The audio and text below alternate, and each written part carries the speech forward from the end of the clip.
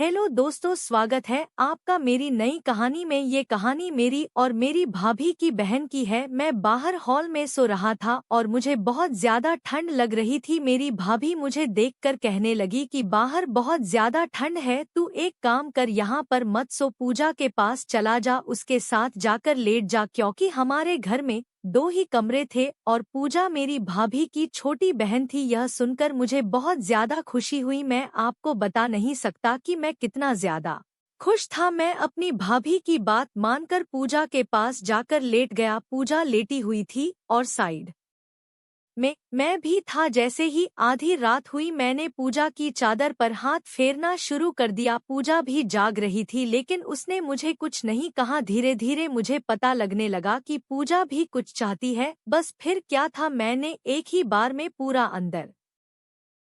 Hello दोस्तों, स्वागत है आप सभी का हमारी एक और रोमांचक कहानी में। उम्मीद करता हूँ आपको यह कहानी बेहद पसंद। मैं अपनी भाभी के पास रहता था। मेरी भाभी की छोटी बहन बहुत ज्यादा सुंदर थी, लेकिन मुझे उन्हें सुंदर कहने में बहुत ज्यादा शर्म आती थी, क्योंकि मुझे डर लग रहा था कि अगर मैंने ऐसा कहा तो कहीं भाभी को ना बता दे। आज तक मैंने भाभी की बहन से इस तरह की बातें नहीं की थी। हम जॉइंट फैमिली में थे। मेरे पापा और भाई खेती बाड़ी का काम करते थे और वह ज्यादातर खेत पर ही रहा करते थे। मेरी भाभी और मेरी मम्मी घर पर ही रहती थी। मेरी भाभी का एक बेटा था जिसकी उम्र करीब 5 साल थी। मेरी भाभी दो बहनें थी। भाभी की उम्र 29 साल थी और उनकी छोटी बहन की उम्र करीब 21 साल थी। भाभी की बहन को तो मैंने भाई की शादी वाले दिन ही देखकर अपना दिल हार बैठा था। शाम के समय हम खाना खा रहे थे, उसी वक्त भाभी ने मुझे बताया कि मंजीत का जन्मदिन है। मंजीत मेरी भाभी का बेटा था और उसकी मौसी को यहाँ आना है, इसलिए मेरी भाभी कह रही थी कि मैं पूजा को अपने साथ घर पर लेकर आ जाऊं।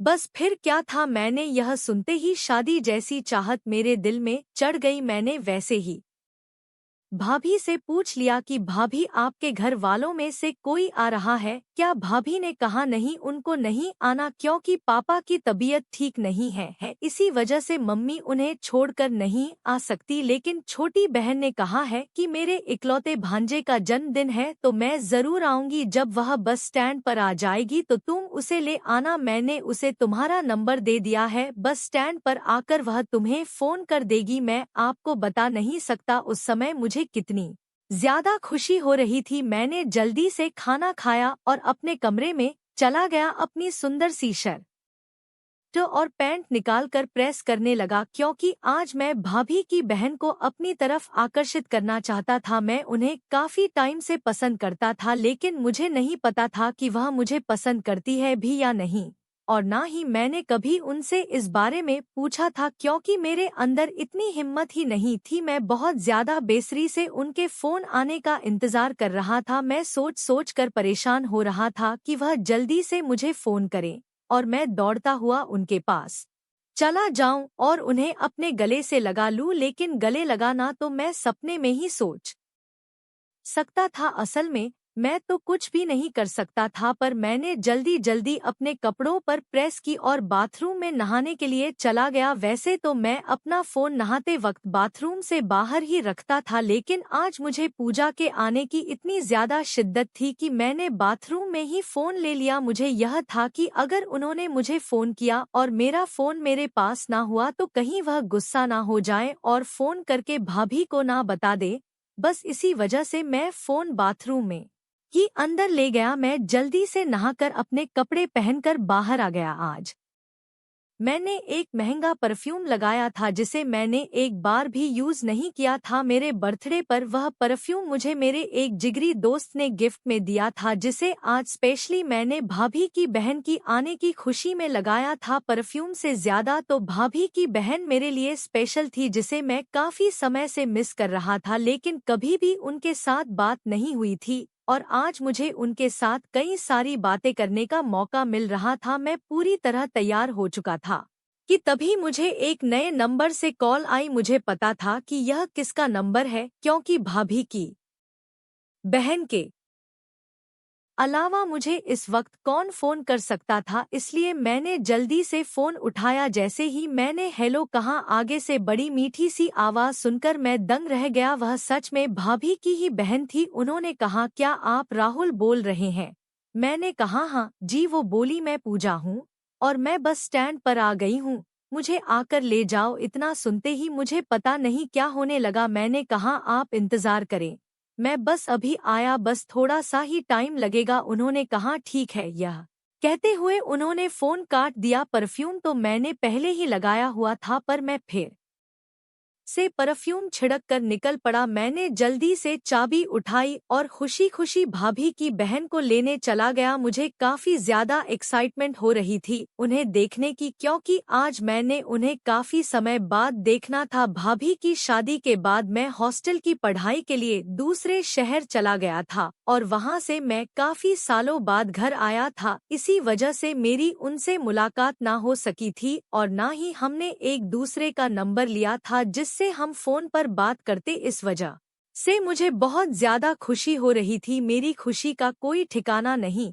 था। 15 मिनट का रास्ता था। मैं जल्दी से तेज बाइक चलाकर उन्हें बस स्टैंड से लेने के लिए पहुंच गया। जैसे ही मैं बस स्टैंड पर पहुंचा तो भाभी की बहन को देखकर तो मेरे होश उड़ गए, क्योंकि वह इतनी ज्यादा सुंदर लग रही थी कि मैं बता नहीं सकता। उन्होंने हेयर कटिंग करवाई हुई थी। हेयर कटिंग करवाने के बाद वह कुछ ज्यादा ही खूबसूरत लग रही थी। उन्होंने ब्लैक कलर का ड्रेस पहन रखा था जिसमें वह पूरी तरह से आग लग रही थी। उस दिन तो उन्होंने मेरे होश उड़ाकर रख दिए थे। मैं जल्दी से उनके पास गया और मैं उन्हें देखता ही रह गया। वह दूध से भी ज्यादा सफेद थी। वह जितनी सुंदर थी मैंने अभी तक कोई लड़की नहीं देखी थी। मैंने उसके पास जाकर उसका बैग पकड़ लिया और उसे बाइक पर बैठने के लिए कहा। मैंने उसका सामान अपने आगे रख लिया और खुद थोड़ा पीछे होकर बैठ गया। वह भी पीछे की ओर बैठ गई। मैं जानबूझकर गाड़ी चलाते वक्त बार बार ब्रेक लगा रहा था ताकि वह मुझसे टकरा जाए, क्योंकि मैं तो उसे छू नहीं सकता था, लेकिन मैंने इस तरह की हरकतें की ताकि वह मुझे खुद ही छू ले। मैं बाइक के शीशे में उसे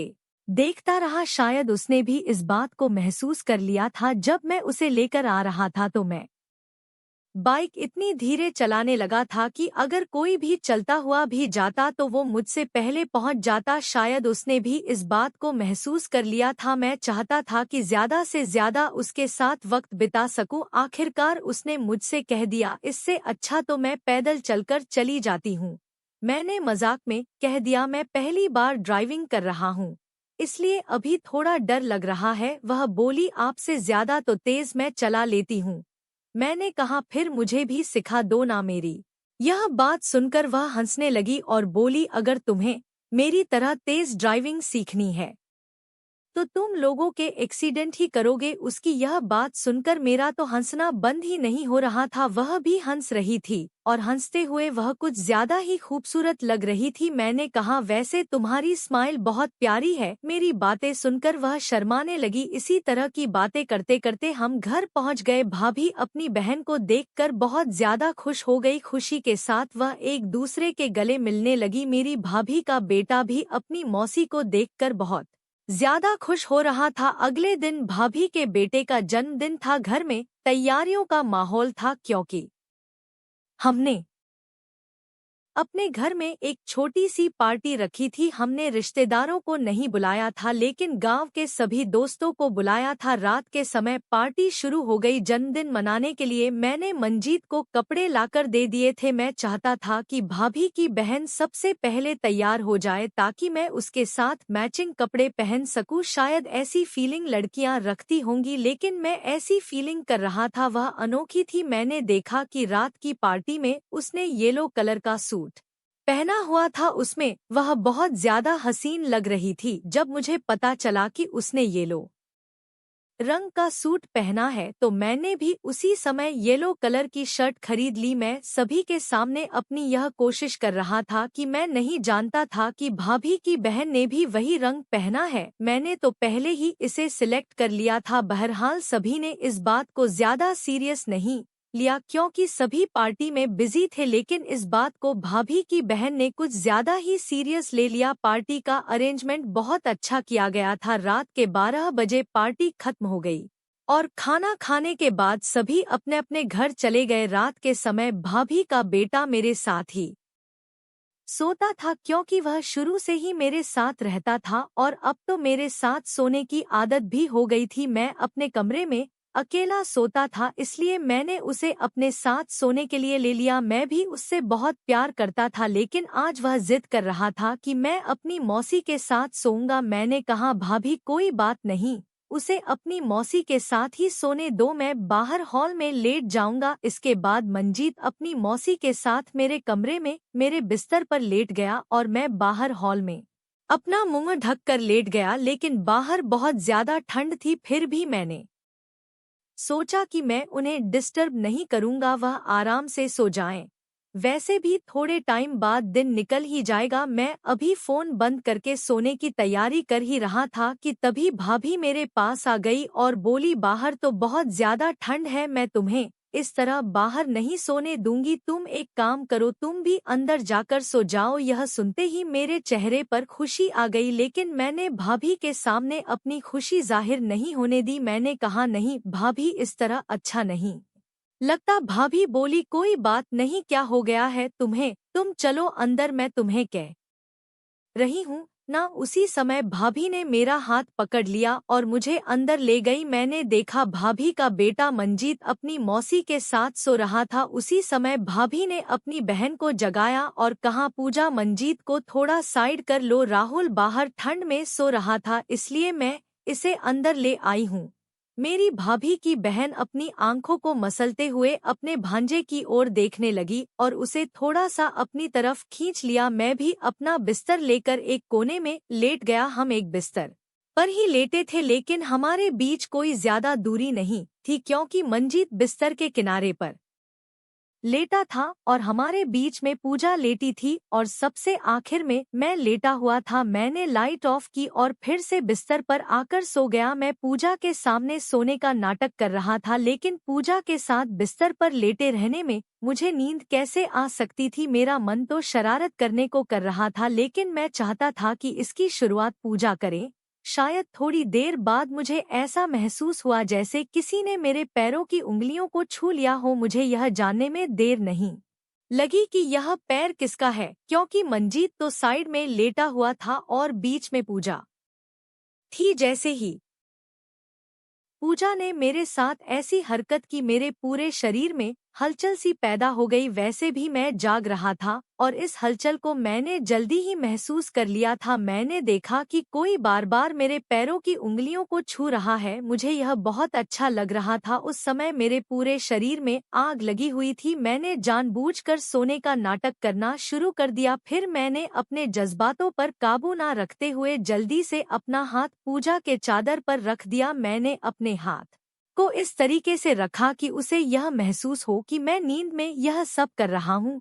जिस तरह वह बार बार मेरे पैरों को छू रही थी, उससे मुझे यह अंदाजा हो गया था कि वह अभी तक सोई नहीं है बल्कि जाग रही है। मैंने धीरे धीरे यह महसूस करने की कोशिश की कि उसका हाथ कहाँ पर है और जल्दी ही मुझे उसका हाथ मिल गया। मैंने अपने हाथ को उसके हाथ पर चलाना शुरू कर दिया क्योंकि मैं पहली हरकत उससे करवाना चाहता था। बहरहाल जिस तरह की सोच में रख रहा था वैसा ही मेरे साथ हो रहा था। मुझे हैरानी तब हुई जब उसने पलटकर मुझे गले लगा लिया। जैसे ही उसने मुझे गले लगाया, मेरे पूरे शरीर में करंट सा दौड़ गया। मैं बता नहीं सकता कि उस समय मैंने अपने जज्बातों पर काबू कैसे पाया, लेकिन आखिरकार मैं भी एक मर्द था, इसलिए मुझे अपने आप को कंट्रोल में रखना था। शायद अब वह भी अपने जज्बात पर काबू नहीं रख पाई और वो हरकत कर बैठी जिससे मैं भी अपने होश खो बैठा। फिर पूजा ने मुझे वह सुकून दिया जिसका मैं बड़ी बेसब्र से इंतजार कर रहा था। मुझे बहुत खुशी महसूस हो रही थी और पूजा भी बहुत खुश थी। हम सारी रात एक जगह सोते रहे। अगले दिन उसे अपने घर जाना था। मेरा दिल नहीं कर रहा था कि